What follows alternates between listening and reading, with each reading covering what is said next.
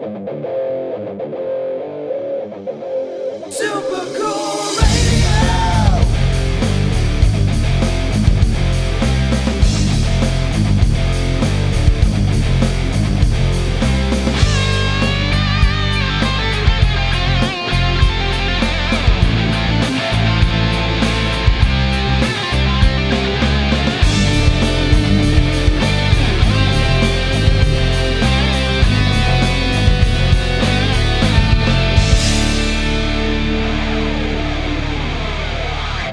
Hello, everyone, and welcome to Super Cool Radio. I'm your host, as always, Matthew Thomas, back with another interview.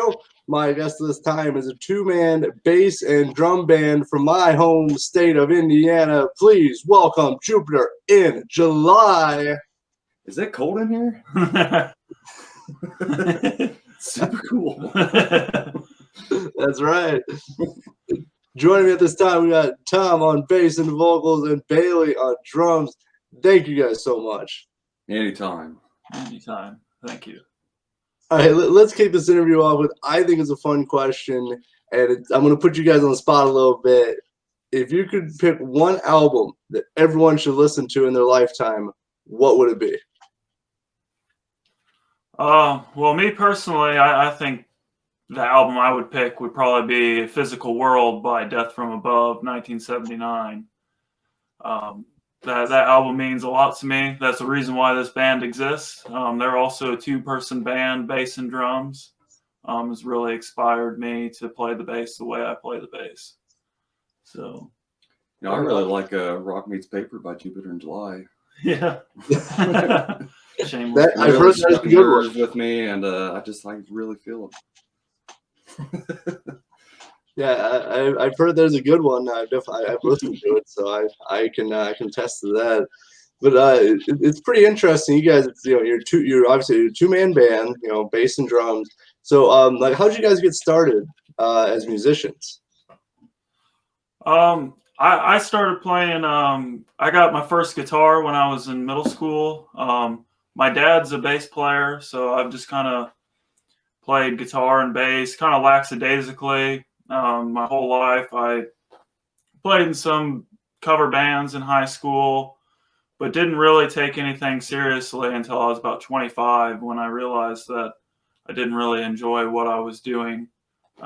Just really wanted to pursue music, and so now we're here. Really, we were in a Jimi Hendrix cover band together, and it was fun. But then we wanted to actually get some work done and figured we'd start doing some singles, and it finally came out to a full album, and I think it's worked out pretty good. Yeah, I'd say so. Yeah, I think it definitely has, and it's interesting dynamic, especially like doing a live show, because you're a two-piece, with just bass and drums. But I mean, you guys make it work very well. Oh, thank you. We're trying. Yeah, I'm trying. It's always changing. It's always changing. Yeah, but I like you threw in last time I saw you was Smokestack. I think that was April or March or April. I don't exactly remember. I think it was April. Yeah, I think so. Yeah, you did Agent Orange cover, which I thought was pretty fun, and it sounded really good too. Well, thank you. That's awesome that you know who it was. Some people that's hit or miss. Some people are like, "Is that your guys' song?" I'm like, "No, I wish. Yeah." But I'm a huge Agent Orange fan. I'm like a huge 80s punk fan, so I already knew. Awesome. That's kind of the idea of the band, is just kind of simple, fast, fun rock. Kind of more punk based, but just back to basics rock. So that's awesome. Yeah, for sure. You guys definitely as you said, it has a punk style to it. It's aggressive, and you guys really lay into the songs too. I've noticed. Yeah. Well, we try. So the name Jupiter in July. How'd you come up with that name? So we had been playing during the winter of 2019, and then of course quarantine rolled around. So I guess we're just another quarantine band. But it was Jupiter 14th is when it was, Jupiter was, it reached opposition of the sun with Earth. So as the sun was falling in the west, Jupiter was rising in the east, and it was just, I don't know. I thought Jupiter in July is when the most prominent time you could see Jupiter at that time. I was like, that sounds like a pretty kick-ass name, and it just kind of stuck. Yeah, I like it. It's definitely like it's cool. Plus, you got the cool logo to go along with it too. That's all him. He's the Oh, really? artist. Yeah. I to be honest, I drew that on a scrap piece of paper in about 10 minutes, and it's just stuck ever since. It was just a one-off thing. I think I edited it on Snapchat. Yeah. we really put the effort in, you know. You busted out Snapchat. I mean, that's high quality right there. Right. I think I pay a subscription for it now, but it's weird. Yeah. Yeah, I don't have Snapchat, so like I don't have that high quality. I just use photo shop and editing and all that stuff. The actual editing apps. I don't use Snapchat, so I don't like technology. Yeah, I've grown to during quarantine. I've had to grow to actually like do all this stuff because I like the in-person interaction, but it's hard to do that nowadays. Right. Yeah. No, most definitely. The world has definitely changed. We've had to learn a lot here recently, just thanks to COVID. And This is pretty convenient, though. Yeah. absolutely. Yeah, no, it's pretty cool. Just send a link, and then here you are. Like, Yeah. pretty I wild. try to make it as easy as possible to to connect and do stuff like you guys need an account and all that stuff because I try to make it easy for everyone I interact with, but it's definitely it is a lot easier. I mean, it'd be like a Zoom. Have you seen the Zoom commercial? I think it's for Snickers where the guy forgets to put his pants on. I've heard that's been happening a lot lately in real life too. Yeah, I can see that. I guess I probably shouldn't stand up then. All right, so a big reason I wanted to talk with you guys is very recently you guys released a new album entitled Rock Meets Paper. How was it writing and recording the new album? It was definitely a learning curve. Because this album was actually recorded all just by us here in this room, actually, from the recording of it all the way to the mixing and the mastering of it. So hopefully as we progress, things will just get better. But because actually, even since you've seen us, we've actually changed the way that the songs have been played. We've added some depth to the songs, added some new effects, and it's kind of weird. We listen back to the songs. It's like, oh man, I wish we would have done this, or why didn't I use a phaser pedal for this or whatnot? But once you get in front of a crowd too, you tend to change things up just for the live perspective, and then it's like maybe that should stick. right, yeah. But I mean, it's yeah. We're just very fluid. The songs seem to be like an organism of their I don't even know how to say it. They seem to take on their own life. Like one day we're jamming, we think that they're only like this, but then we just all of a sudden maybe Bailey does a new drum fill, and then that sparks a new idea. So hopefully, if you do see us again, we have I think we'll be back at Brewstack. Yeah, Smokestack. Yeah, we will be back there, but I think 7 of the songs I think we've probably changed quite drastically. I mean, the format's still the same, but we've changed some effects or added some new fills or whatnot. So we might actually end up releasing a remastered version here later this year. Better sound quality because now we've updated some new software and whatnot. So yeah, it's definitely a learning curve trying to record all this stuff. Yeah, it's definitely especially doing everything yourself. I mean, it's different because you obviously have to rely on yourself to do everything. But yeah, always finding new ways to improve yourself and improve your music. I mean, that should be a main point for every band. Right. Absolutely. Yeah. No, I would agree.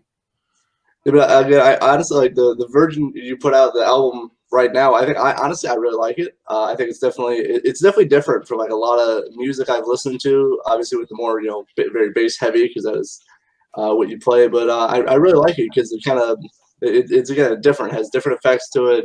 And you guys, again, I said before, like you guys, it definitely has an aggressive tone to it. I really enjoy it. Oh, well, thank you. I really appreciate that. That means a lot. That really means a lot. I gotta say, my favorite is the title track RPM. That is my favorite off the album. Really? That's Yeah. awesome. Oddly enough, that was actually the very first song that we wrote together. I wrote that Christmas of 2019, Christmas Day. I was just home alone by myself, and I wrote that song, Christmas Day. That was our very first song. So That's really cool. I just happened to gravitate towards that one. That's cool though. I mean that is awesome. Maybe that's the heart behind the project. right, yeah. Yeah, for sure. And for anyone who hasn't listened to you guys, what can they expect from Rock Meets Paper? I would say just fast, fun, energetic, like back to basics rock and roll. I like to refer to ourselves as sometimes as like modern Motorhead, just kind of like a driving rhythm. Maybe sometimes maybe simple, but I mean, sometimes it doesn't feel like it because we're usually playing like 16th notes real fast paced kind of stuff. But yeah, I mean, we're just kind of, we're trying to, it seems like a lot of rock music has transgressed to where it's maybe really overproduced. They have a lot of effects going on, a lot of overdubs, and we're trying to push back from that. We don't record anything that we can't do live. So the entire album is all been done in single tracks. We don't do any overdubs. So Backing or anything. yeah, we don't do any backing tracks. So that whole album was all done in a single take. We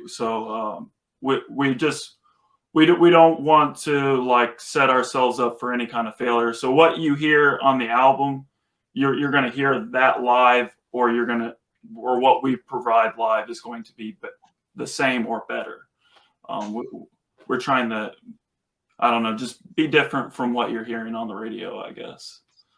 And that's the whole idea.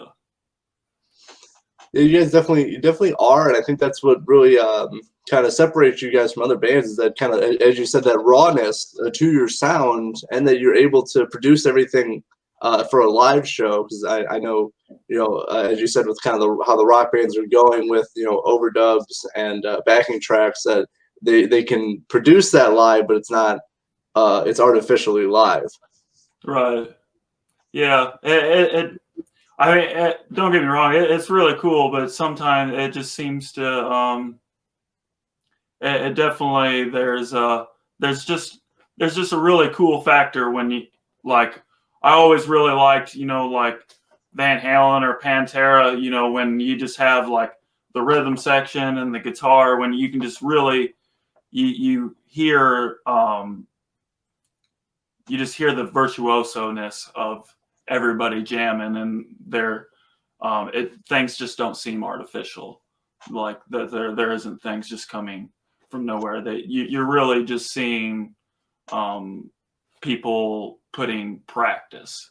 Maybe not so much like Effects. Yeah, effects or keyboard warriors. You're a lot better at this than I am. Yeah.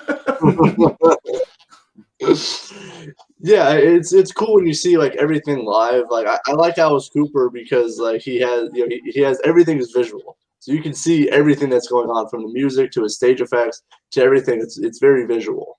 Yeah, absolutely. Yeah. So, and even with more of a stripped down rock and roll band, you can still like you can still see everything live, and it still is a show. Obviously, not as theatrical, but still, it's cool to see music being performed live in front of you. Exactly. Right. Yeah. Yeah. That's something I really enjoy. It's just, I like seeing, effort when you can tell that somebody spent hours in front of a metronome just practicing over and over and over. That's just something I can relate to. Yeah, for sure. It's definitely, you put in the work, and it really shows. Like, not only in the music, but also when I saw you guys live, again, as I said, you put in the work for each song. And Bailey, I gotta say, like, it is awesome to see you working behind that drum set live, dude. Thanks, man. I appreciate it. Yeah, you definitely bang the skins. Yeah, you definitely go full tilt behind that drum set. Oh yeah. I might black out one of these days, but Yeah, same here. But for anyone who hasn't seen you guys live, I know I have. I've really enjoyed it. But what can they expect from a Jupiter in July show? hopefully as driven as some raw rock can get. I mean, really, this is about as simple as it gets. Yeah. Between just two of us. Yeah, just big, thunderous bass tones. As much sound as you can get out of hopefully two people. Right. Yeah. At the moment. Yeah, just big, crazy sounds. Now that I've added some new effects pedals and whatnot, it almost sounds like there's 3 or 4 people up there, or that's what I've been told. I don't know. It's hard to see myself in the third person, but yeah, just big, fast, thunderous tones is what we're hoping for. Yeah, definitely. If Jupiter July is playing a show in your area, definitely check them out. Talk with them, because you guys, honestly, you're some really cool dudes. I know, Tom, we talked when I saw you at the Adam Baker show. Yes. That was earlier this month, and it was really cool to actually see you again. Yeah, absolutely. Yeah, that's awesome that you're willing to make that about a 2-hour drive. Yeah, hour 45 with good traffic. Yeah. And a little bit of speeding. Right. Yeah, there's nothing wrong with that. Yeah, I don't do it as often, but because obviously with gas prices right now, definitely going up. But yeah, every time to support local music, I will always I can make the 2-hour drive. Oh yeah.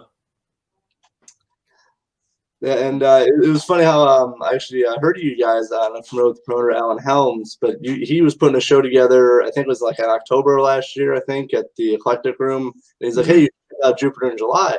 I was like, "Man, I like the as I said, it has that gritty, raw feel to it." I was like, "Man, this is definitely different from what I've been listening to." Oh, awesome. Yeah. Alan's a really great guy. I've only had the chance to talk to him a few times, but from just what I've seen and from talking to him, I mean, he's really putting in the effort to really give people like us, the kickbacks, Hourglass, because that's actually how I met Alan, is at an Hourglass show. But he's really putting in the effort to give people the opportunity to be seen and heard, and really just out of nothing more than the kindness of his own heart and passion for music. And I'm forever grateful for people like him and yourself that are putting the time and effort into that, because that's what makes a scene. And yeah, we need more people like that. And definitely we owe everything to people like yourselves and Alan that are willing to do that. I appreciate it, but I like promoting great music, and because as I've been told and as I found, every band starts out as a local band, and some of the local music is at times better than some mainstream music. So it's we need to promote this more and support these people, because they're in our area, they're in our scene, they're in our state, and we got to support each other. Absolutely. And it takes a village to raise a baby. It takes a lot of people to make something grow. So That's it's awesome what you're doing, and it's all like there's tons of promoters out there, and it just seems to be growing, and it's just it's really cool to see all the people out in the scenes. Oh yeah, for sure. And I'm glad I'm part of it, that people actually like send me music to review and listen to and give feedback. And it's just, I really appreciate that they actually value and regard my opinion. So like I appreciate it, and I'm willing to help any really any band. I've interviewed not only just local bands but international bands. Like I'm willing for any, if anyone has good music, I'll be there to support you. Heck yeah, no, that's awesome. That's awesome. So talk about the music scene. Obviously, I'm in South Bend. You guys are in Fort Wayne. But what's kind of the music scene like in Fort Wayne? Because I've talked to a few bands like the Kickbacks, Red Queen Project, and others. So like, what is kind of the music scene there? I think the Fort Wayne music scene is really growing. I think it's super supportive. It's been kind of interesting here in these COVID times, but I'm really excited to see where it's going. I mean, I just saw like this past week, I was at Carl's, which had a good turnout, but the Muse, which had the Soda Show, which Chris from the Kickbacks is the drummer for, that show was packed, which was just awesome to see that there was such a turnout for people. And it just it's really inspiring to see that we have all these people that are willing to show up and support all these musicians. I've had a few people come up to us saying that they're really digging our sound. It's just the Fort Wayne music scene really seems to be really supportive, and the fact we have Sweetwater right down the road, which is now I think might be the largest music distributor in the world. It is. So I think Fort Wayne and the state of Indiana in general has a lot looking forward to as far as the music scene goes. I think it's very promising. Yeah, I agree with that. Just for like the stuff up in Indiana, I'm glad we're lucky that we had and not as like super strict restrictions. So there's still, obviously with modification, there were still shows going on to obviously less capacity and stuff like that. But I'm glad we were still able to have at least some shows. Right. Absolutely. So definitely, I think it's definitely growing. It's definitely, I think it leans kind of like the hard rock metal side, but there's definitely, I've seen punk bands, in the area, like the Kickbacks, so kind of has a more punk style to it, but also and like some indie rock bands, definitely too. Yeah, absolutely. Absolutely. So definitely, I like being in Indiana. Definitely, I think we got a great music scene. I think there's definitely going to be a lot of great music coming up, probably soon, I think. No, I agree. Yeah. This summer's looking exciting. Yeah, absolutely. Yeah, for sure. I'm definitely. There's already some shows lined up. I'm super excited for. So I'm definitely looking forward to the summer. Yeah, absolutely. But I got a fun question for you guys. What music have you listened to this week? The Yip Yops, probably some Atreyu, Mallory Martinez. Basically whatever shuffle gives me on my Spotify. Nice. I haven't heard of any of those. I'm gonna have to check them out. Dude, the Yip Yops are pretty tight. Like, I think, what were they, like 16 or 17 when they did the Jam in the Van in California? Something like that. They're real young. Yeah. Wow.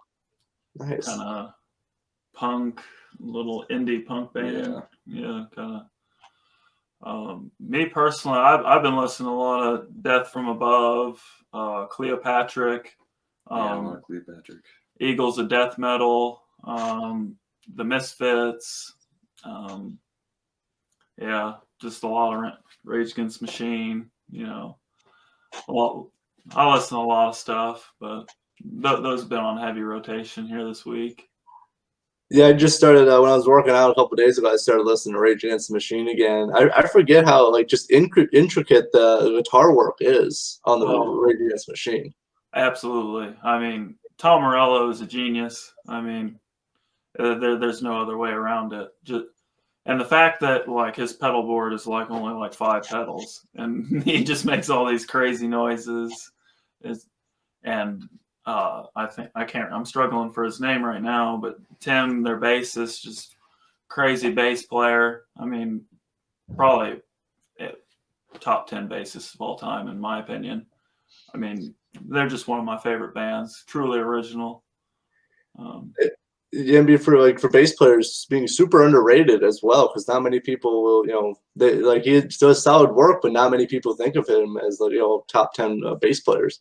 Right. Yeah. He definitely gets overlooked, but yeah, I think they're just.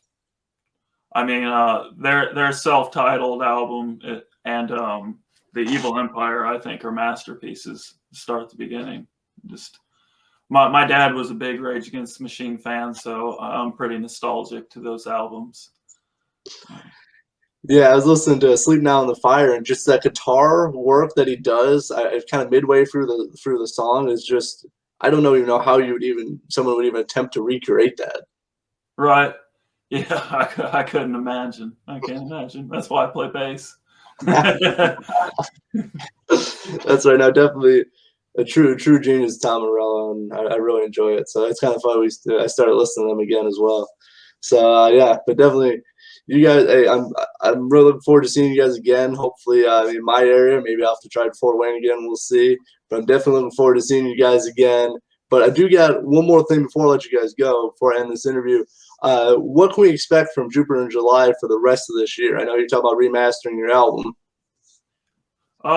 Well, we've got a handful of shows coming up this year. We'll be at Carl's June 12th. We got a Ruin block party at the Ruin, June 26th. We'll be at the Rockstar Lounge July 31st for the Blast Beats Bashida Bash. Yeah, I can't remember. 3. Yeah. It's the 31st. And then we'll be back at the Smokestack Brew August 21st for Rock the Rescue.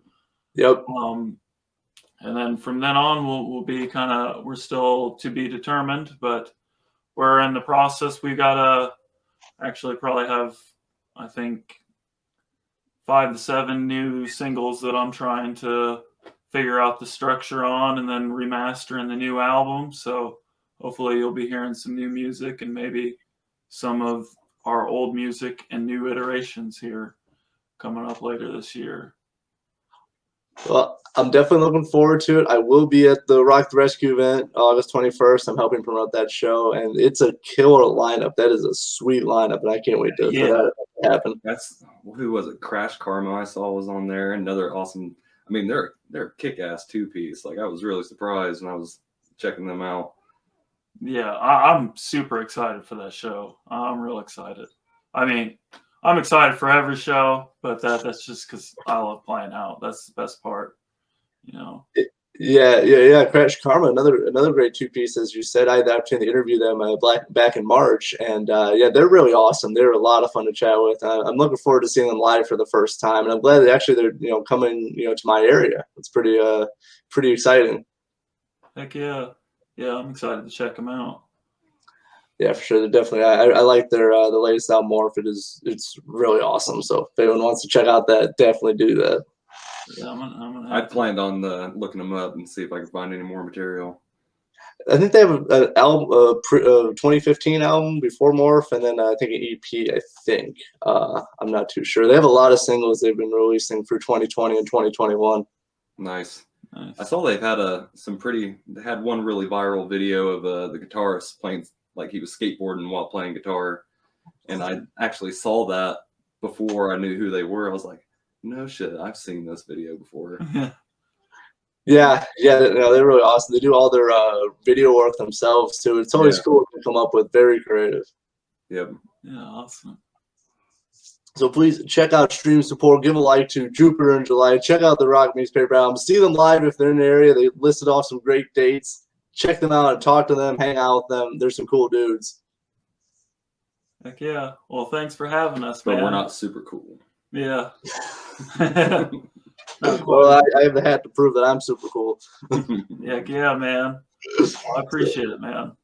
Hey, of course, I really enjoyed your music, enjoyed chatting with you guys, and I look forward to seeing you live again.